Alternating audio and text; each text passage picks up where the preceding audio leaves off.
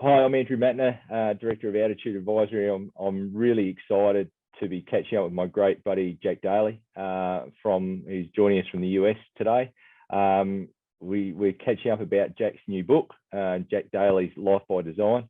Absolutely extraordinary man in terms of what he's accomplished in business, and also what he's accomplished just in life in general. Jack, thank you for joining me today. Mate, what was the motivation for the book? What was the prompt to get Jack Daly's Life by Design on paper? Yeah, so Andrew, great to see you.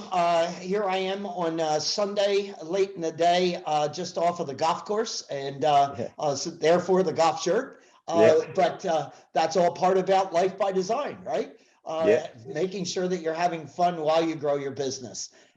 So there's several motivations, and let me just tick off a few for you. One is as an entrepreneur myself, having built 6 companies. And then for the last 25 years, touring the world, helping other business owners grow their businesses. One of the things that I continuously run into is the number of people that are running successful businesses, and yet their personal life is lackluster. They don't allocate a lot of time to enjoy life. And I'm of the belief that we're only on this planet one time. Why not make the best of it? And not at the expense of your business. And in fact, I think taking time off to enjoy life enhances your business, because it gets you out of the weeds and helps you think in a bigger way. So that was one reason. And I've had a great track record of doing that. A second reason was 2 years ago, we went into lockdown with the pandemic.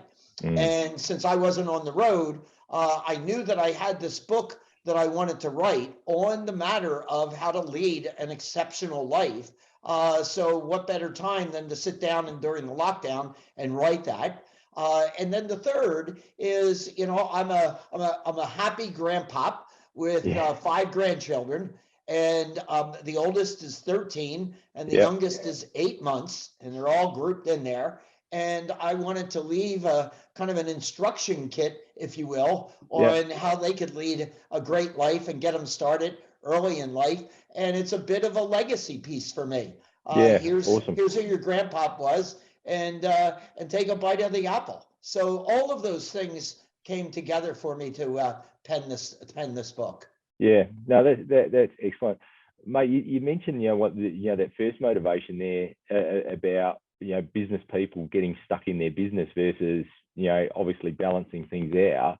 I often talk to my clients about the importance of planning what they want personally before they go and build their business, because the business is ultimately a vehicle to achieve the things that you want to achieve in your personal life. And so many business owners sort of wake up one day, they go, well, how did I get here? I've got an unhappy family life. I'm working 80 hours a week. I've got plenty of money, but I've got no friends. I've got no family. I drink too much. I smoke too much. I'm unhealthy, and it's ultimately a recipe for disaster. So your insights in this is I think a great grounding for people to reflect on that. So I don't know whether you've read this book by Mark Michalowicz, but it's called Profit First. And it speaks to just what you said. As a business owner, the first thing that you should do is allocate some portion of the profit going to you, and then teach yourself how to pay the rest of the expenses out of the revenue that's generated. So I've loved the businesses that I have built and run.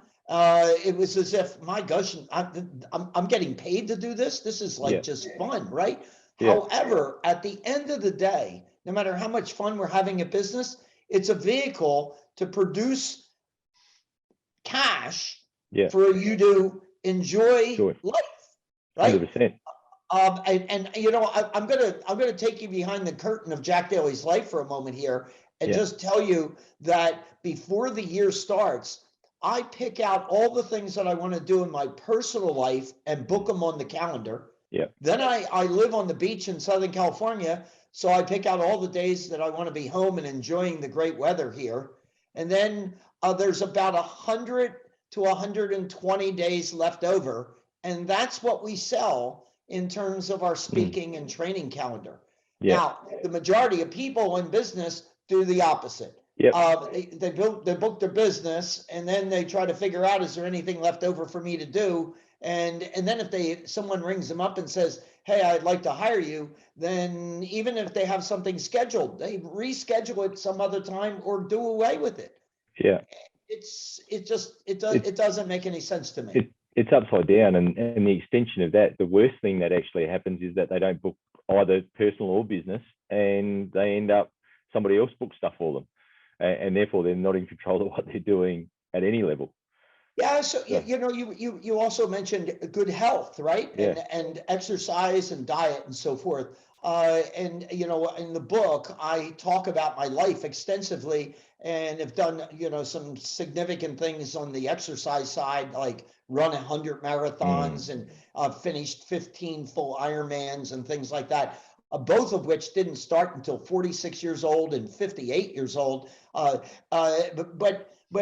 the point is this: you will be better in your business and better with your family if you prioritize taking care of yourself. So I run into people all the time that tell me they know they should exercise, they just can't find the time. Now, I even found that to be true during the pandemic when they're in lockdown.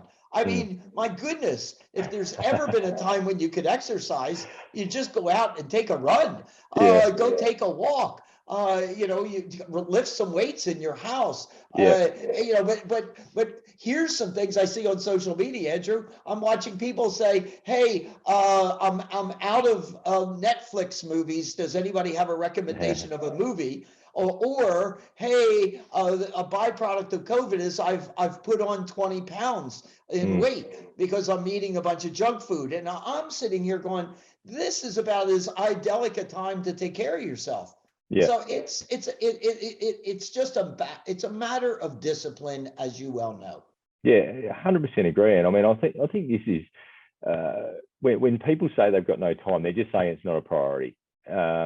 And they don't allocate time. But one of the things, and you talk about in your book, is that you've got a target end date, if you like, of was it 120 or 130 years of age, and you talk about having to look after yourself, because by the time you get to your 80s or whatever it might be, that if you're in good nick, then the medical professional will figure out how to get you the rest of the way. So talk us through that thought process, mate. Yeah, so at 28 years old, I sat down and said, if I took good care of myself between 28 and 75, by the time I got to 75, medical science would probably figure out how to take me to my target, which was 125 years old.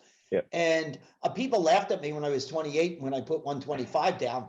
But now there are some people that are saying you actually have a shot.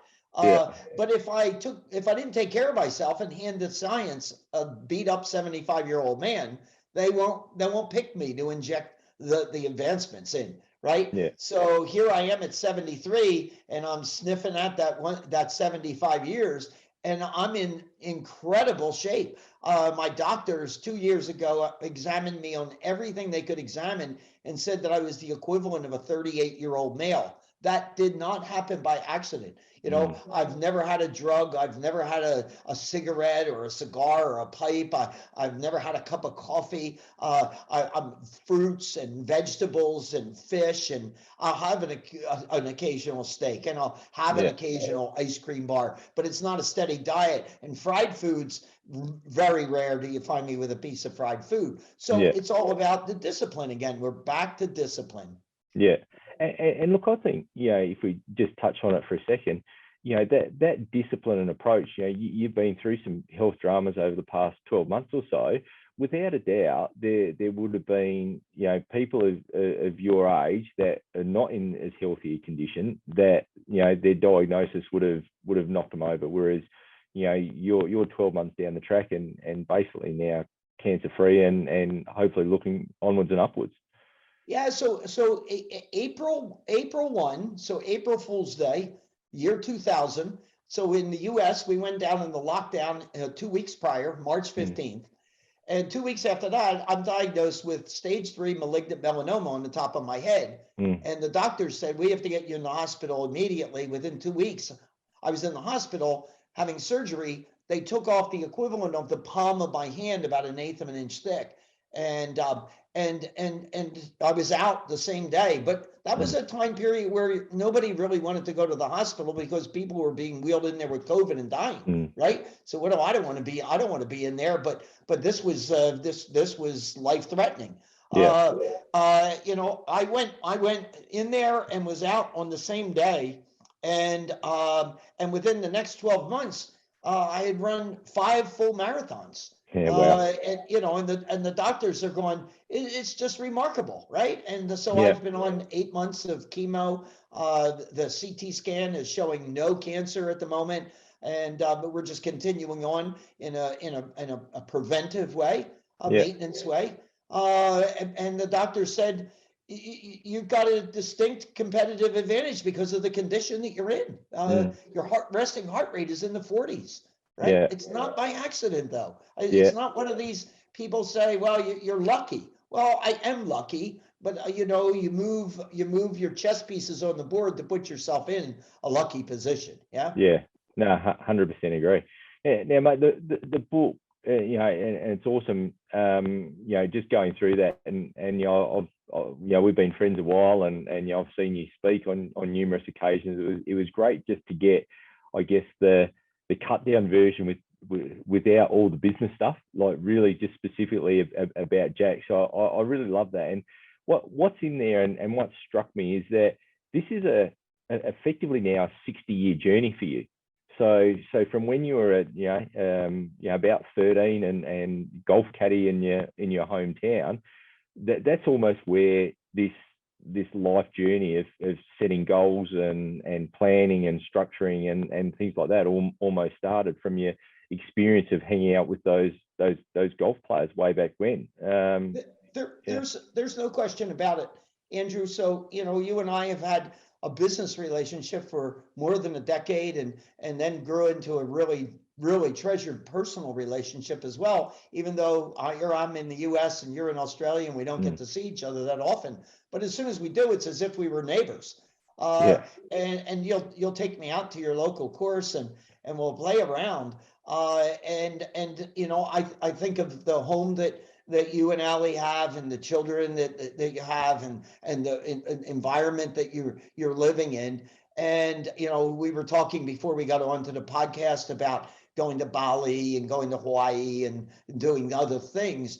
And you're that guy that when I was 13, I was caddying for, and I lived in a environment with my 4 siblings and myself. I was the oldest of 5, where my brother's 3 years younger than I am, and I don't think he ever got new clothes. He always had my hand-me-downs. We were a relatively poor family, and I'm watching the Andrew Mattners of the world playing golf during the week and the weekend, and they're driving a nice car, and we've got a 200,000-mile car that's broken down most of the time, and sharing bedrooms with one another, and I'm saying, gosh, if I had to choose a life, I would choose Andrew's over mine, Dad's. So I decided to make up a list of questions.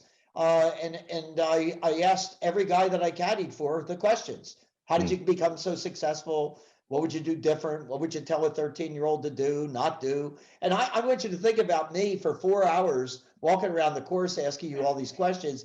You go in the clubhouse for a beer, and you see a mate of yours and say, hey, did you ever have the Daly kid carry your bag? Oh, did he ask you the questions? and the whole club got behind me. You know, they taught me things of importance, and I took them seriously. I made my first life plan to take me through the age of 30 at 13 years old as a result of those interviews. And I mean, it's great.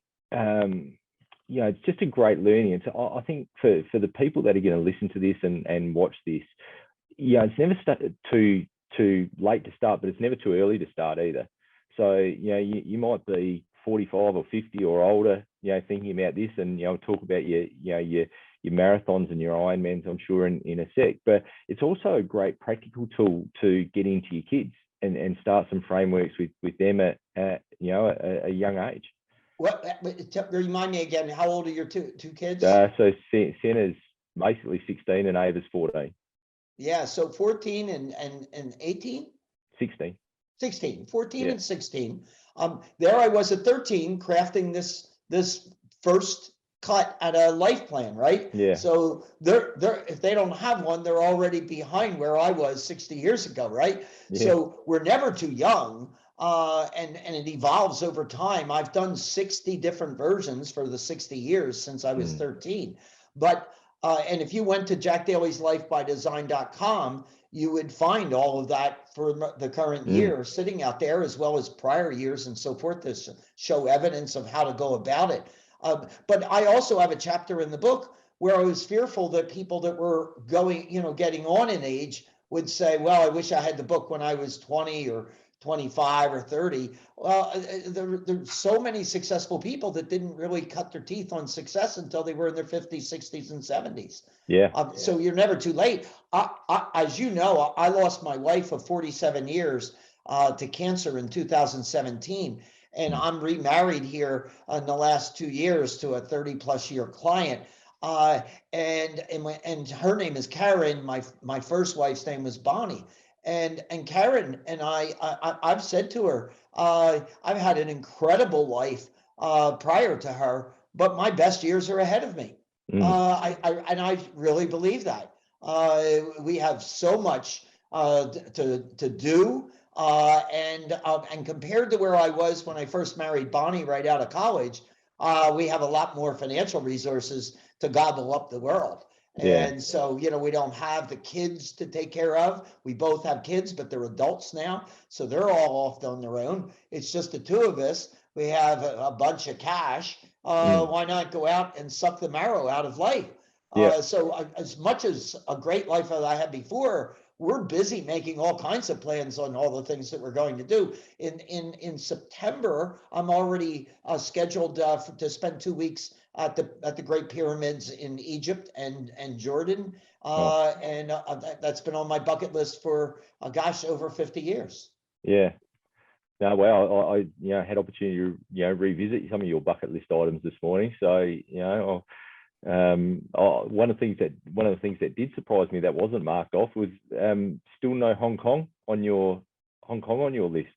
Yeah, I've made my way to Tokyo, and I've made my way to many different places in Asia, but I have yet to make it into Hong Kong. Yeah. Yeah. Wow. And I remember you added something to your bucket list a few years ago, because we were lucky enough to be in Hong Kong and we took the kids to Disneyland in Hong Kong. And I think the local operators must have been a little bit freaked out by seeing a 6'3" Australian and his three girls. And so they came and tapped us on the shoulder and said, would you like to open the Disneyland park, which is a ritual that they do at every Disneyland every day. And there we are, dragged off of Main Street in Disneyland, opening the park at Disneyland. I think you added it to your bucket list to open a Disneyland somewhere. Yeah, so, it was very cool to see that. Cut the ribbon and let us go. You bet. Yeah, no, it was a lot of fun. So, just quickly, I think, and you just touched on it about Bonnie and Karen, and I think that the probing question you asked in the book, and you mentioned it there, is, are your best years ahead of you or are your best years behind you? And I think it's really important for people to reflect on that. I think it's such a powerful question. And as you start talking about that, in the book, you also talk about, if you only had a set amount of time to live, well, really, where would you be spending your time? What would you be prioritizing? Would you be prioritizing 80 hours a week at work, or would you be prioritizing other things? I think I mentioned in the book, if I were to have a gravestone, it would just have a big check mark at the end and say, got that done, right? Got that done. One of the things on my bucket list was to visit all of the presidential libraries, the U.S. presidents. And I completed that a couple of years ago, and it was a study in leadership. And when I visited Jimmy Carter's library as president, when you take the library, and it starts when he's a youth and you move all the way through his presidency to when he finishes his term, It's not that impressive of a journey. He was not one of the more successful presidents. Not much got done. But when he left the presidency all the way through to today, there's a part of the library after he's president that you just sit there in awe. And he's probably done more in the United States as an ex-president than any other president. And, here he is, he's in his 90s. He's written a massive amount of books. He's helped so many countries with Habitat for Humanity. He's an incredible woodworker in his own right. The impact that the man has had in the latter stages of his life for the last 30 years plus dwarfs the time that he spent prior to being president and being president. And so, I think about Colonel Sanders and Kentucky Fried Chicken. He was in his 70s when he finally figured it out.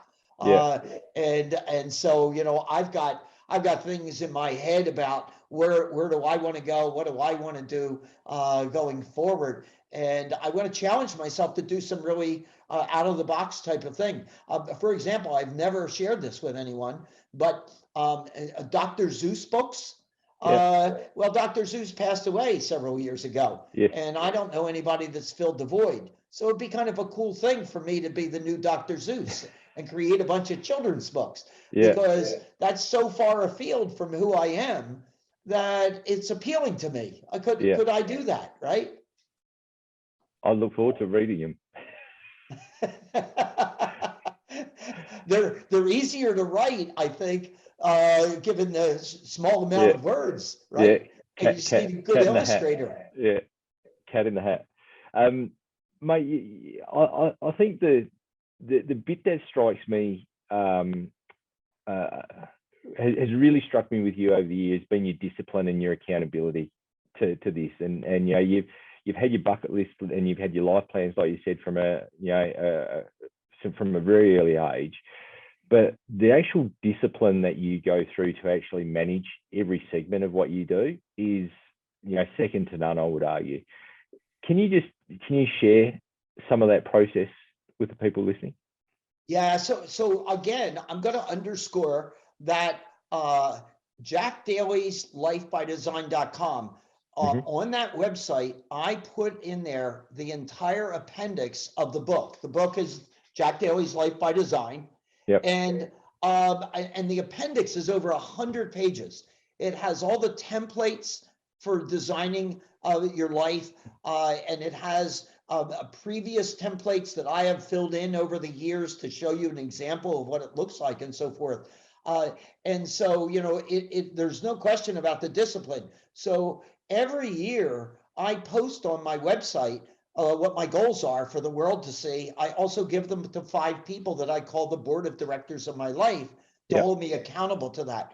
And then every day I track every single thing that I do in my life that relates to anything they're in the goals. And I summarize it by week and by month and by quarter and by year. And every quarter I do a write-up, just like you would do to your board of directors in your business, on how did I do?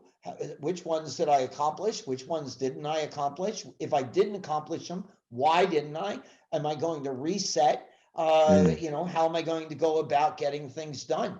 And it's people look at it and think, wow, how much time is involved in that? And actually, if you do it every day, it's less than 5 minutes a day. So Karen and I brought her into the system 2 years ago when we got together in a personal relationship, and she saw me record over breakfast my stats for every day. And she bought the same calendar mechanism, and she started. And at the end of the year, she felt like, wow, I've never accomplished this much in a year ever. And it's all about looking at that record keeping. Because if you didn't have a good day yesterday with accomplishments, well, you don't want 2 days in a row to be that. So you don't break bad for too long. But it's that old saying, what you measure, you can manage. And if you're keeping the data, you can do something about it, and keep it on track.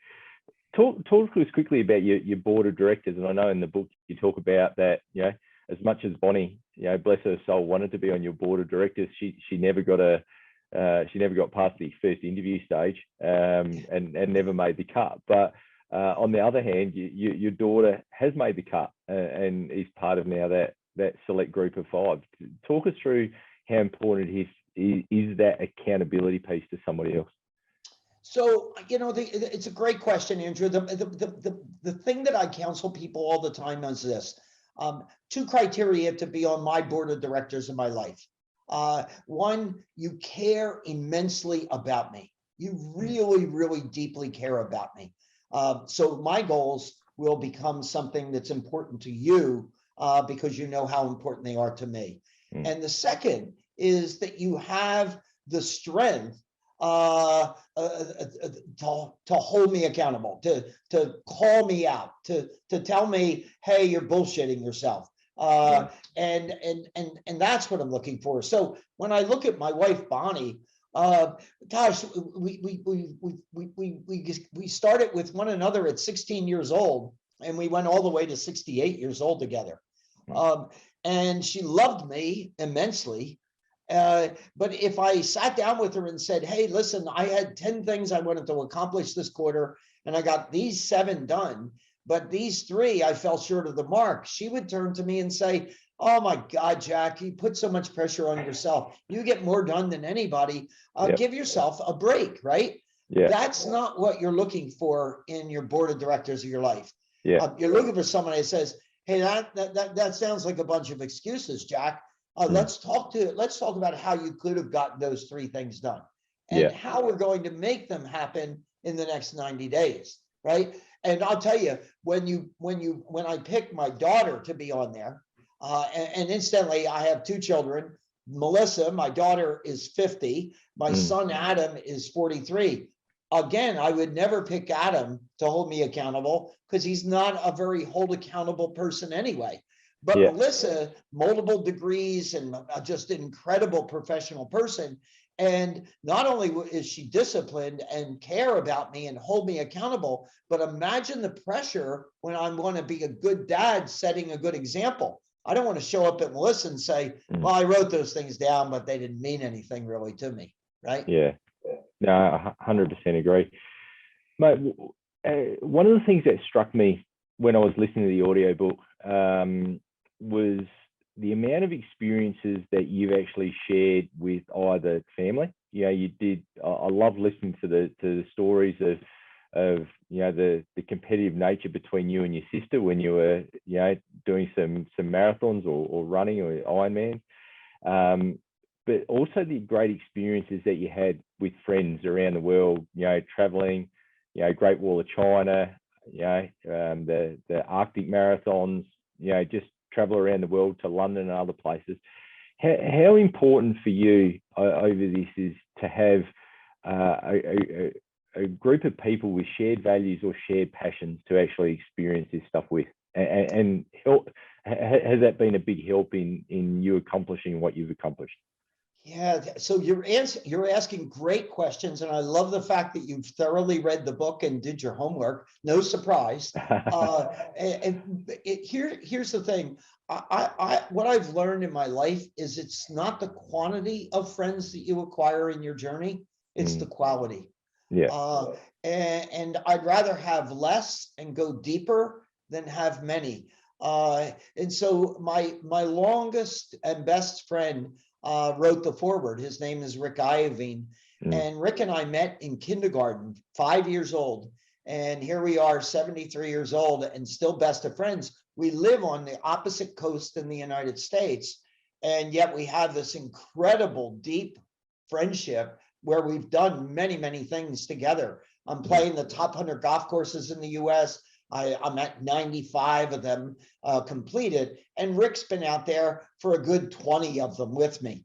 And you mentioned we did the Great Wall of China Marathon together, the Inca Trail into Machu Picchu. Mark Moses, a previous business partner of mine, we went to Antarctica to do the marathon because I wanted to do one on all the continents, and we were disappointed with it wasn't as cold and snowy as we wanted, so we went the next year to the North Pole and really got a dose of cold and snow. But those shared experiences mean the world to me and the people that I do them with. As soon as you're completed, you're sitting down and saying, let's look at the world and see what else we can go out and do together. And I can tell you that I made a big mistake in my life in my bucket list and went to the Masters by myself. And as good as it was, all the time I was walking, I said, why do I not have one or two of my best mates with me? This is such an experience that should be shared, not me solo walking around the golf course. I'm happy to do it with you next time you want to go. And it's the sharing thing that's beautiful, right? Yeah, no, 100% agree. Look, mate, this has been awesome. It's just been a great learning from you, from the master.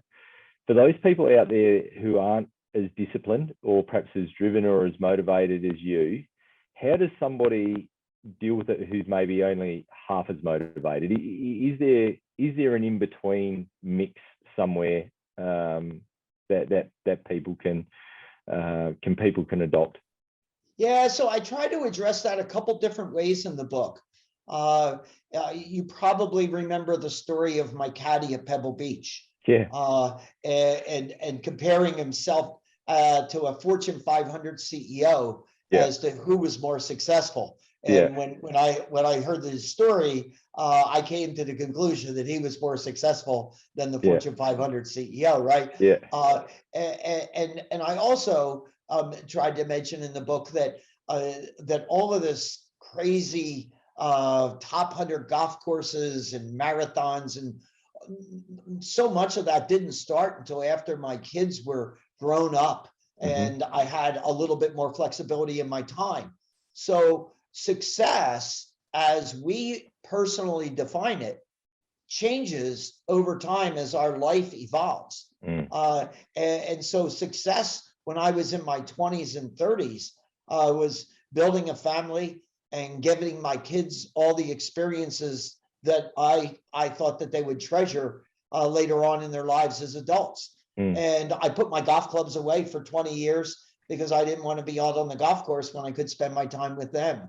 And I made a number of different sacrifices. And so no one needs to aspire to be doing the crazy stuff that I've done on my bucket list and all that. But here's my counsel is we ought to sit down and just reflect and say, hey, what would we like to do before we're too old to do it? What in life might be out there? And what it might be for you could be dramatically different than for me and equally successful. But here's the big question. Is what you did in the last 6 months gotten you close to what you would like to accomplish in your personal life?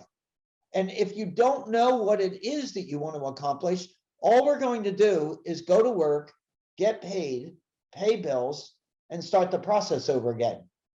Go to work, make money, pay bills, and start the process over again. And then one day we're going to die. And I don't think that that's what life is about. No, 100% agree. Mate, two more questions for you. First of all, the evolution of the bucket list. You talk in the book about how you nearly ran out of things to do. So, well, this is not something you want to run out of. It's a bit like retirement. People retire and then lose their sense of purpose and then die.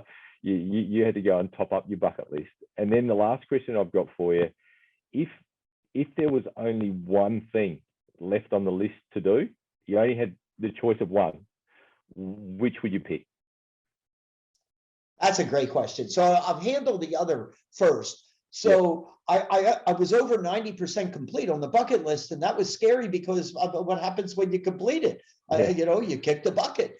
So I went online and used my browser and said bucket list, and I found all this crazy stuff. Actually, I got 3 bucket list items finished in the last 2 months. One of them was wrap a big python snake around my neck. And the other one was to kiss my lover on the top of the Ferris wheel. Karen and I did both of those. She gave those to me for my birthday in February, and then we had a book launch party at my house with about 100 people there, and one of the guests brought me a saber inscribed with the date and the fact that we were there for the book, and I shaved off the neck of the champagne bottle for a celebratory event. So those were 3 bucket list items that I actually picked up off of the internet when I was searching for things to add. In terms of, you know, if there was one left, you know, I don't want it. I'd love to have it so that it's. Have you ever heard the story about you'll lead an ideal life if you make it all the way to the end and the last check you write is to the undertaker and it bounces? And so in parallel, wouldn't it be great if you accomplished your last item on the list and then passed out? Right? And you know, very high on the list for me is to meet a president of the United States in the White House and then leave from there and have a flight on Air Force One. So that just seems like a real stretch. I have some people currently working on that for me. And so if that one gets finished, then I'll move on to the other one that's high on the list, which was to carry the torch during the Olympics. Of the Olympics. So those are, you know, they're all things that make my heart beat fast, right? No, mate, this has been a lot of fun. So for anybody that wants to get hold of the book, they can get it on Amazon, Audible, Jack Daly's lifebydesign.com. You can get it at all of those places. Do yourself a favor, learn from the master. You know, exemplary human, high achiever. Get out there and smash it. Bam, get it done. I have a closing question for you, Andrew. So I'm a big audio book fan. Karen moved me over to that medium last year. I had finished 104 books because I can run and listen to books, right? But the question is, what speed did you listen to the book at? 1.2. 1.2. So when I listened to the book in my voice, I was at 1.2 as well. The majority of books that I listen to are at 1.5. Right. But I felt like 1.5 was moving too fast. You already talk fast, so I couldn't have listened to you at 1.5. Well, listen, I hope to make that trip down under here this year in August, and we'll bring other books, other copies of this besides the one that you've got. I know that you're an audio guy, but you should have a printed version with a little bit of a sentiments expressed in the inside cover, right? Nah, that would be great. I can't wait till August, mate. Really looking forward to seeing you and Karen when you get down here. It's only a few months away, and mate, can't wait. Thanks for having me. Thanks. Cheers, mate. Thanks, buddy.